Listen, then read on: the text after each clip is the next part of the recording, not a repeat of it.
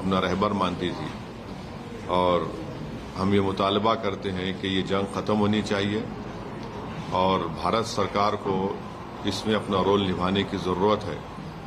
और हम उम्मीद करते हैं कि मौजूदा बीजेपी की सरकार आयतुल्लाह खामेनी की मौत को कंडेम करेगी, इस जंग को रुकाने की पूरी कोशिश करेगी, क्योंकि याद रखिए कि 10 मिलियन के करीब भारत के नागरिक गल्फ कंट्रीज में काम करते हैं। और अभी इत्तला आई कि ओमान के पोर्ट पर शायद हमारे एक इंडियन वर्कर की जख्मी भी हुए हैं।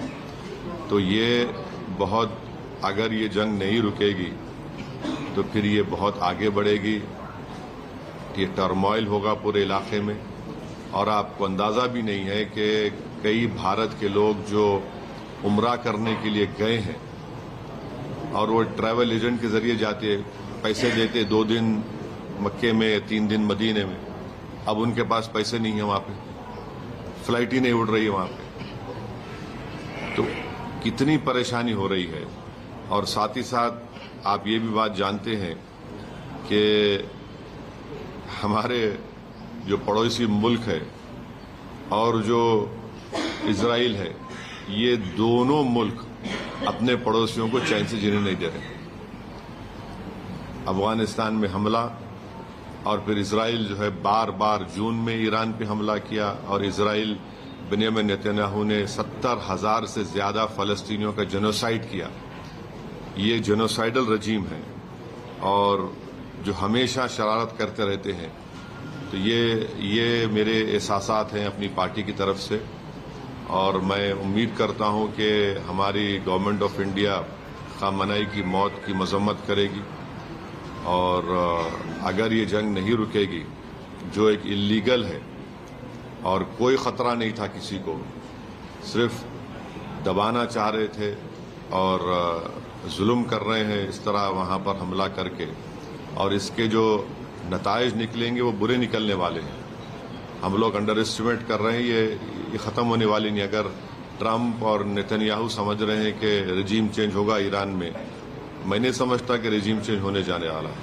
सर, पूरे वैश्विक पटल पे पहले ये जो टैरिफ का वो आया, उसके बाद वेनेजुएला की जो घटना घटी और ये घटना, इसको आप कैसे देखते हैं? क्योंकि अमेरिका लीड करता रहा है। नहीं, देखिए, जितना इंटरनेशनल रूल बेस्ड ऑर्डर था वेनेजुएला पे हमले के बाद वो खत्म हो गया। अब और उसको आप खत्म कर दिए जब आप इजराइल के साथ मिलकर ईरान पर हमला किए। जेनीवा में ब्रेक थ्रू हो गया था बातचीत का। ओबामा जब प्रेसिडेंट थे तो उन्होंने ईरान से JCPOA एक एग्रीमेंट किया कि सिर्फ 3% न्यूक्लियर फ्यूल बनाएंगे। ट्रंप प्रेसिडेंट बने, उन्होंने उसको, उस ट्रीटी को ही खत्म कर दिया। तो ईरान 60% पे चला गया। 90% होना चाहिए आपको न्यूक्लियर बॉम्ब बनाने के लिए। अब कौन जिम्मेदार है उसका, बोलिए? अब जेनीवा में बातचीत हो रही थी, तकरीबन ब्रेक थ्रू हो गया था। और जैसा ब्रेक थ्रू हुआ, ये गोरी चमड़ी का ट्रंप जो है बेंजामिन नेतन्याहू के इशारे पर यहां पर ईरान पे हमला कर दिया और पूरा इलाका जो है वो टर्मोइल में आ गया। आप बताइए, दुबई का एयरपोर्ट में लोग फंसे हुए हैं, फ्लाइट्स कैंसल हो रहे हैं, एक अफरा तफरी का माहौल बन चुका है पूरा, और ऑयल प्राइसेस बढ़ जाएंगे और उसका असर भारत पे ही पड़ने वाला है। हम तो 80%, 25% तो ऑयल तो इंपोर्ट करते हैं हम। अगर $1, $2 भी बढ़ गया तो कितना बड़ा हम पे बोझ पड़ जाएगा। तो ये चीजें हैं, और सिर्फ एक स्टेटमेंट देने से भारत सरकार, मोदी सरकार अपनी जिम्मेदारी को नहीं निभा रही।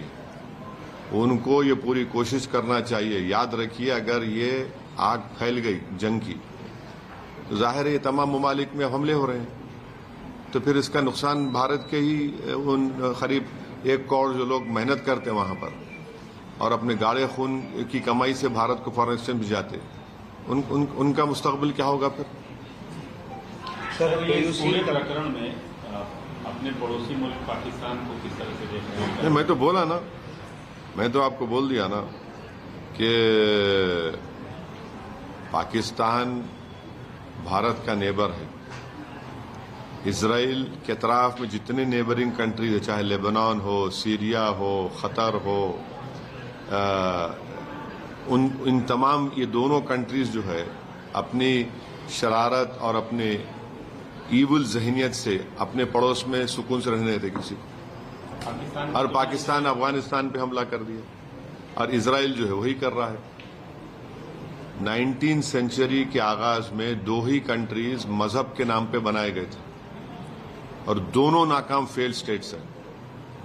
ये आपके सामने मिसाल है, देख रहे हैं आप। एक तो जेनोसाइड कर रहा है फलस्तीनियों का 75 साल से, और एक रेसिस्ट और डिस्क्रिमिनेटरी स्टेट अगर कहीं दुनिया में है तो इसराइल है। और ये पाकिस्तान कभी भी भारत को सुकून से रहने नहीं देगा।